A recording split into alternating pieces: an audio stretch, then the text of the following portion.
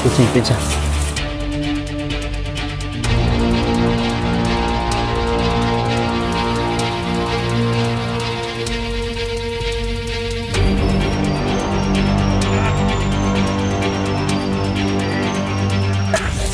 Hey, daga na. Ayan mga idol, isang mapagpalang araw sa lahat. Kung natatandaan ninyo yung video ko mga idol, video namin ni Commander Kidlat, na doon kami galing kay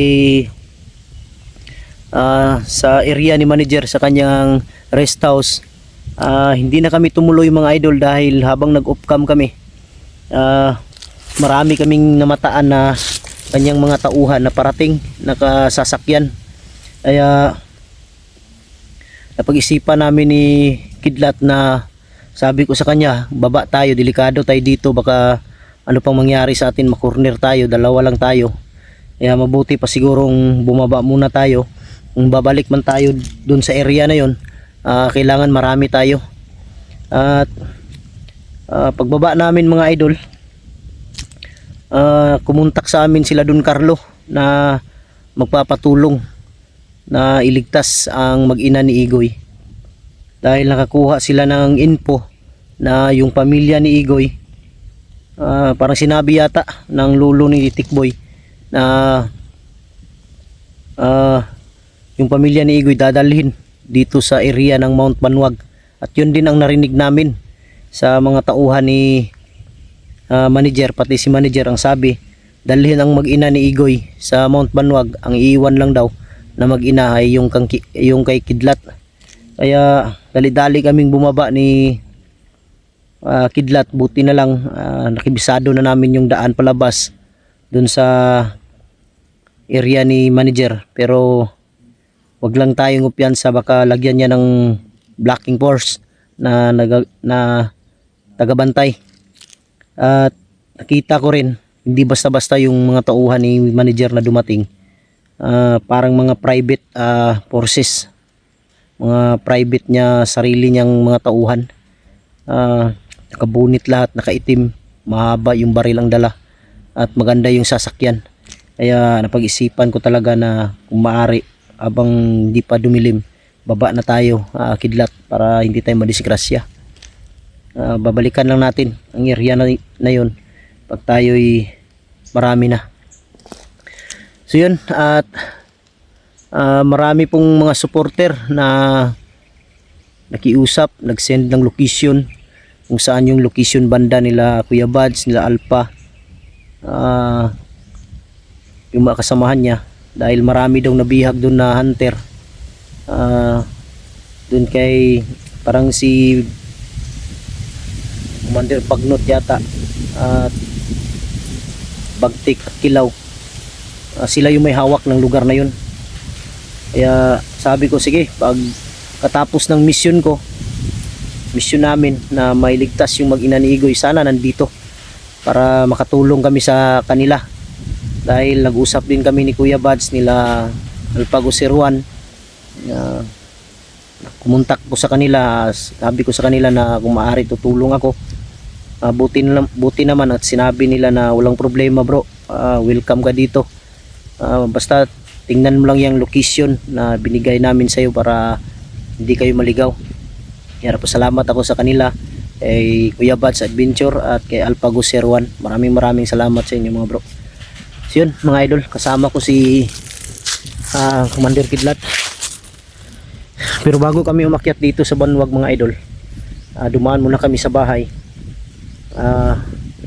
Dinaanan muna namin yung dalawang bata, si Tikboy at saka si Bunbon at si Karding. Medyo magaling na yung kamay niya, gustong sumama pero sabi ko huwag ka munang sasama kasi delikado. Doon ka lang sasama sa area nila, sa location nila Kuya Bads. Nakita niya yung location, sabi niya parang natatandaan kong lugar na yan, kaya mabuting dadalhin namin siya para siya yung magiging guide namin. Yun. Idlat. Dire ta bro. Dire ta. Ay balikan ra nato tong mag-ina nimo dito kay delikado kaayo kay daghan kay tauhan lagi delikado ta manager. Atong sakyanan nga niabot puro mga bodyguard tong niabot. Tung banjod ka tong unsa ni tong sakyanan mga bodyguard to tanan. Ani na Recruit nga ba? daghan kayo. Dili to recruit. Iyaha gyud tong mga personal nga mga kuanto, mga special forces to niya, private forces niya. Mo tong nauna ko baba ta kay tabangan sa nato sila igoy diri. Kaya naam daw sila diri nga area ron. Nag-chat man si Mano. Oh. Lapaw. Oh, pag gumana to nga location diri, pag gumana to nga mission diri, pwede po ta makatabang dito sa Ilaha Kuya Bads ug ni Alpago Sirwan. Oh, maadto po ta dito kuyugon to si Carding. Kay kabalo man si Carding sa location, kitaan man niya. Para pagbigyan po natong mga viewers. Og kailangan nating magtulungan. Baka sakaling makatulong tayo dun sa kanila, pag rescue ng anak mo, pwede din silang tutulong sa atin. Ganun na lang ang gagawin natin. O, magtulungan na lang tayong lahat para sa ating pamilya. Kasi marami yung mga bodyguard si ano doon. Marami, mahaba yung baril lang dala. Delikado tayo. Mga long arm ba? Mabuti bumaba tayo, pero buti na lang may narinig tayo usapan nila na dito dadalhin yung mag-ina ni Igoy. Yan mga idol. Maraming salamat sa inyong walang sawang pagsuporta. Shout out Mary Grace Geverson ng Chicago, Tita Angie Ruiz ng Hawaii, at kay Tita LG ng Amerika, Tita Yi Veronese ng Italy, at Ate Babes Bernas ng LA. Shout out sa Team Kuwait, yan, Team Hunters ng Tambayan, sa lahat-lahat po, mega love, shout out sa inyo lahat mga idol. Hindi na lang natin isa-isahin dahil para madali kaming makarating dun sa aming pupuntahan ngayon.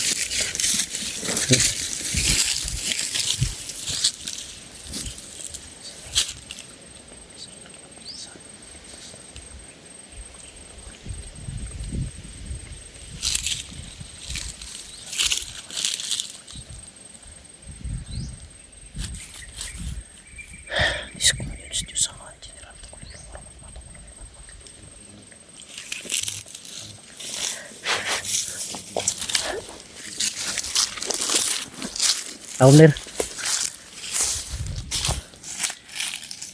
yung baril niya mga idol, yung mahirap kasing nahirapan kami kanina na dalhin kasi lahat ng may checkpoint, kaya sabi ko iwan mo na lang yan.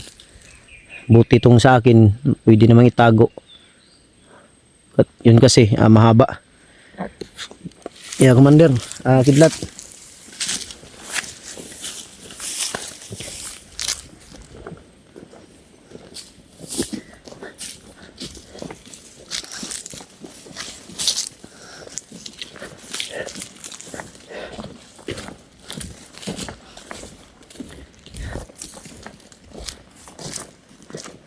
sana sa araw na to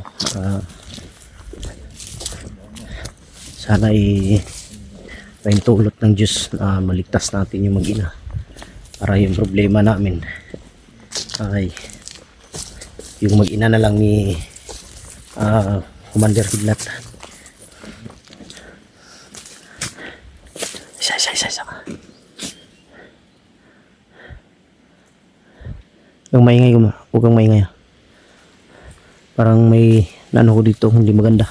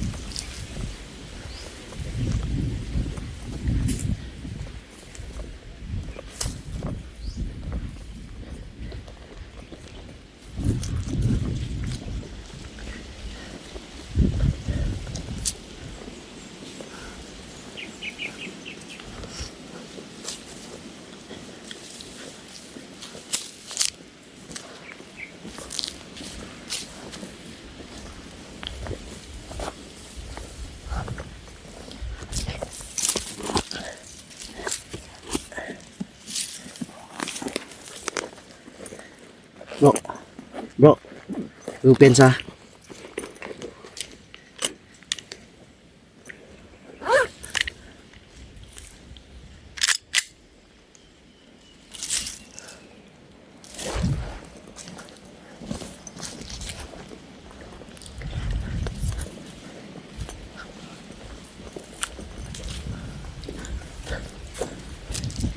Sila sila pong igoy nandun daw sa ano Doon sila sa natin. yung may bahay doon na kung saan ah, nabihag si pati ako doon ako nabihag sa bahay na yun. Kaya yun puntahan natin. Nandun daw sila sa unahan sa Mount Kiagaw. Doon sila ngayon oh. Oo.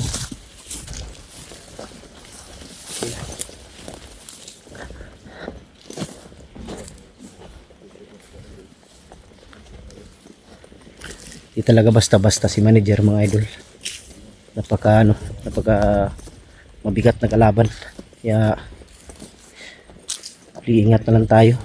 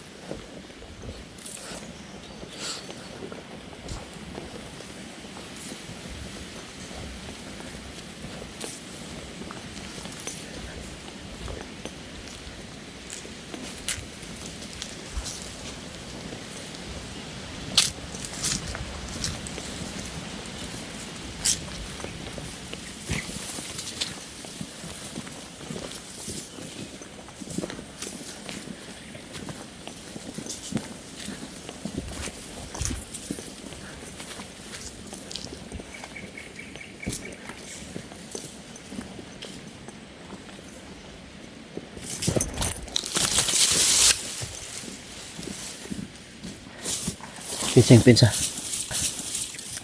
May dalawa dyan nakaupo. May dalawa nakaupo. Ano ba? Kamalag yun sila. Ha? Baka kamalag yan. Alam talaga nila ang galaw natin dahil nakamonitor yan. Pinsa, may dalawa. Diyan ka dumaan. Idlat, bro. Diyan ka dumaan, bro.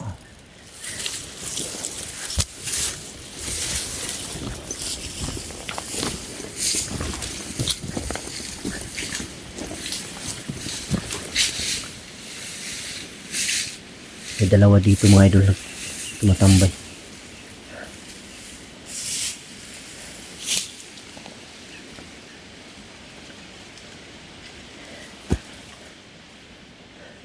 Ang istorya mga idol habang nandun kami sa area ni manager, narinig namin sa usapan din na padadalan daw ng maraming tao ng area na to.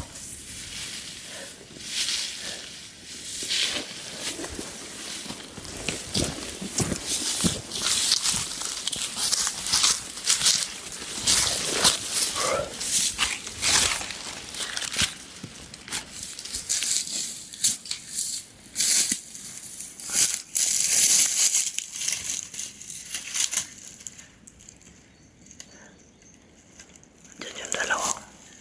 Parang nagpapahinga.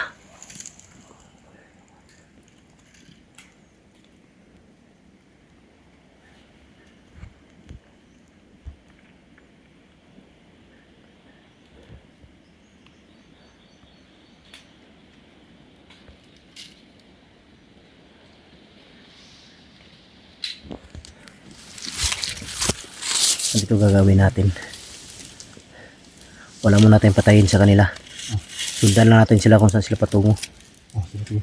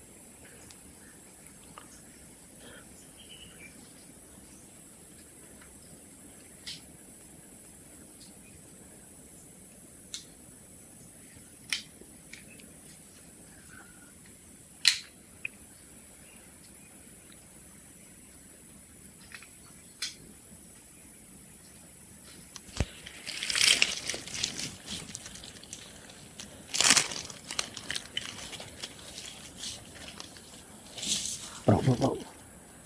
Bro, banti bro, banti, banti.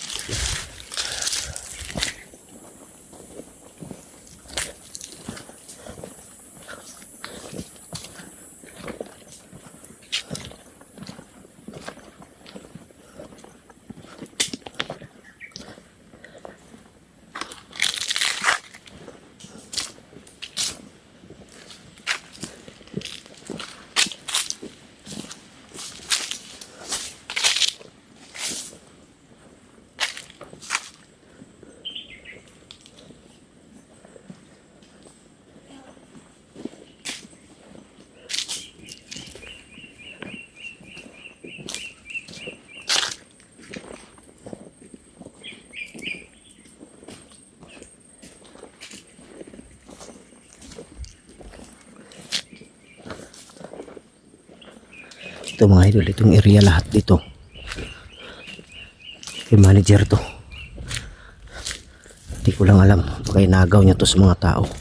Kaya siguro siyang nagmamayari dito. Dahil kaya niyang takutin dahil marami siyang pera.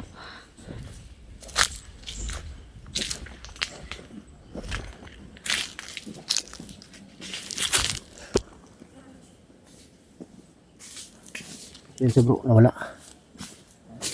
Gagawin sa nawala sila. Nawala sila, nawala. Tata.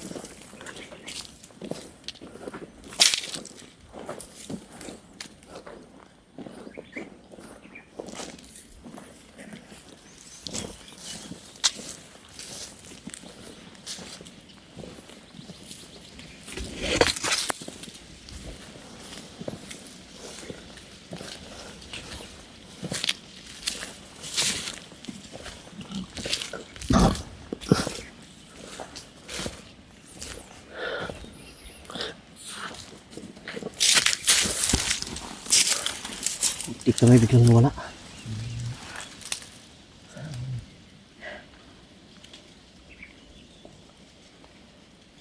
Is kumunyon sa Diyos man makita ang dili makita. Bibitatis per kumbulong, bibitatis per kumbulong, bibitatis per kumbulong.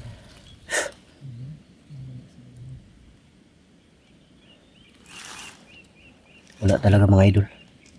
Ginamitan ko na ng orasyon na makakita ako ng nakatagulilong pero wala.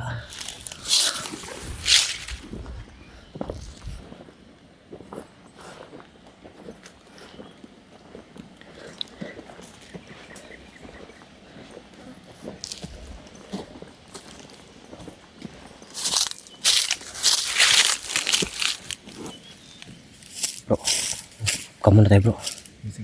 Masitis paligid bro. Yung mga idol abangan yung karugtong video na to.